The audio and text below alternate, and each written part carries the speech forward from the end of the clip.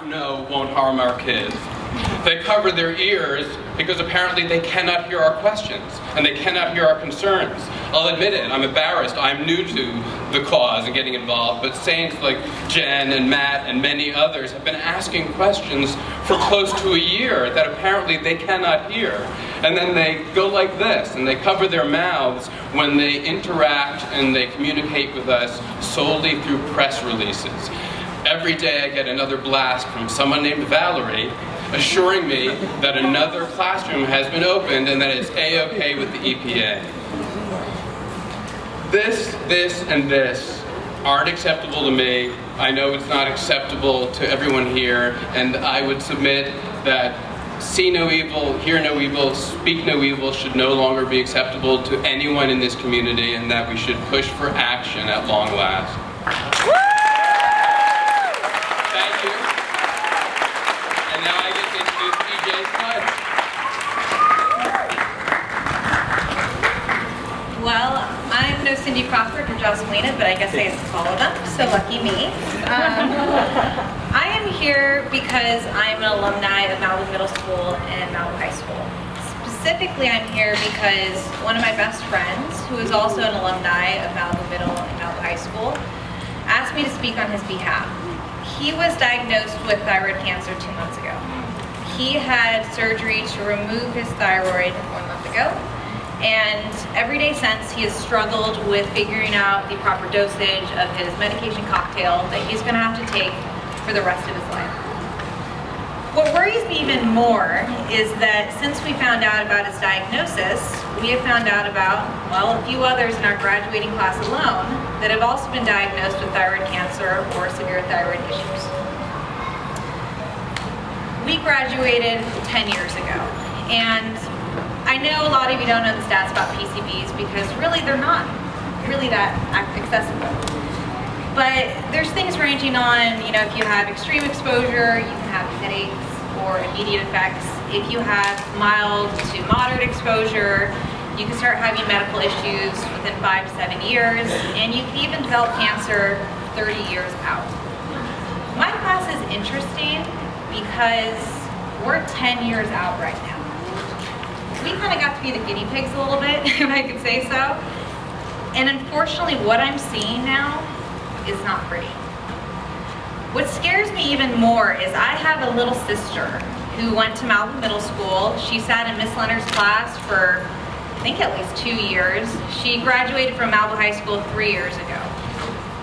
At this point, I live every single day wondering if she is going to get sick. I don't know what's going to happen to her. I don't know if I'm going to get sick. I know there are a lot of parents in the crowd today, and if you have children who went to Malibu High School or middle school or currently go there, you are now burdened with wondering every single day, is my kid going to get sick? And that's not okay. Your child will graduate high school, maybe go to college, maybe get married, maybe have kids of their own, and maybe get cancer. That's a harsh reality that we are all facing today. What I'm not okay with is that our children are currently walking into the same exact classroom with the same exact PCBs that were there 10 years ago when my best friend sat in those classrooms. That's not acceptable. That is not okay. 10 years ago, I could look around at my classmates and see a group of happy, healthy kids. Today, I can look at those same classmates and point out the ones with cancer. Before I step down, I would truly appreciate it if you all would just give a quick round of applause to the amazing teachers and the amazing students that have been fighting with this. God knows they are.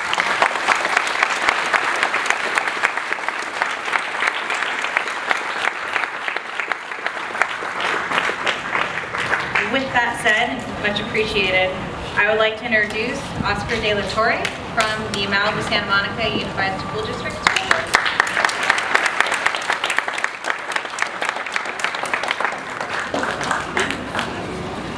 Thank you very much. Thank you all for being here today. Let's give a round of applause also for Malibu Unites for bringing us here together.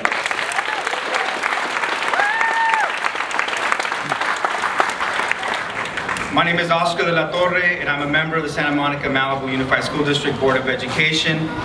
I'm speaking today here for myself, not for the district. When this issue was brought forward, my instinct was to call for comprehensive testing. And I believe that that is still the right course of action to take. It is something that we need to get done. We need to ensure that there's comprehensive testing so that we know what the truth is. Because as Cindy stated, knowledge is power. But being on the school board, I can't tell you right now that we know exactly what the levels of PCBs are throughout the buildings in our school. And that's troublesome. I'm a parent. I have 2 children attending our school district. My 8-year-old, Oscar Jr., is at a brand new school that was just constructed, at Edison Elementary School. And we're having difficulty in doing the demolition, but for good cause. The parents that organized here in Malibu and brought this issue forward has already had a positive impact in changing the protocols that we're using in our school district to ensure that there's greater safety in our country. Because as we hear, this is not just a problem that affects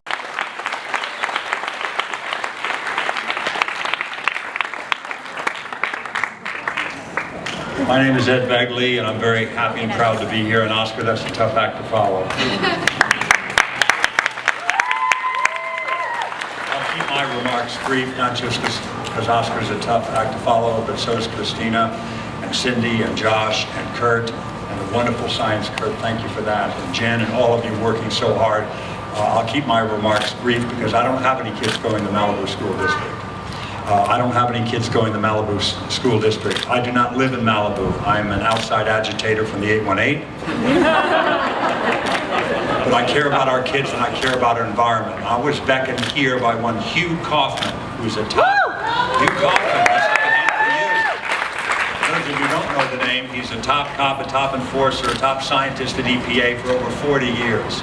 And when he says there's a real problem in the community, believe me, he knows. From Love Canal and South Bend outside Houston, many other places where there are toxic hotspots, and he feels there's a real problem here.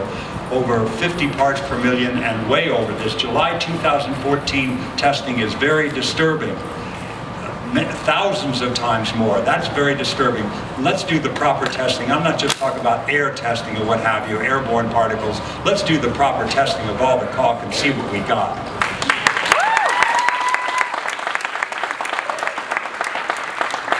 July 2014 testing proves to be the case, and it's the other was way underestimated, then we'll know that. We'll have the information. And I think portable classrooms in the meantime is a prudent thing to do. You have to err on the side of caution when you're dealing with your children.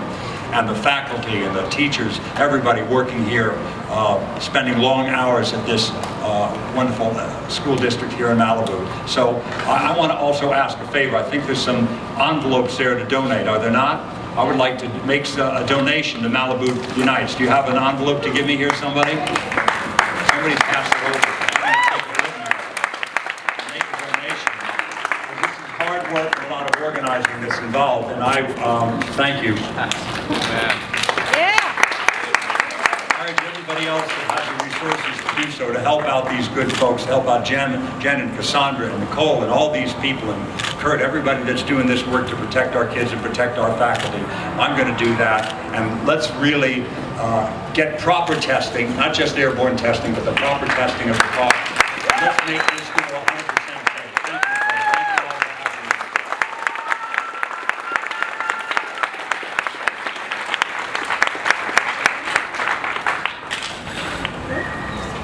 having me. Bring this back down to my level over here.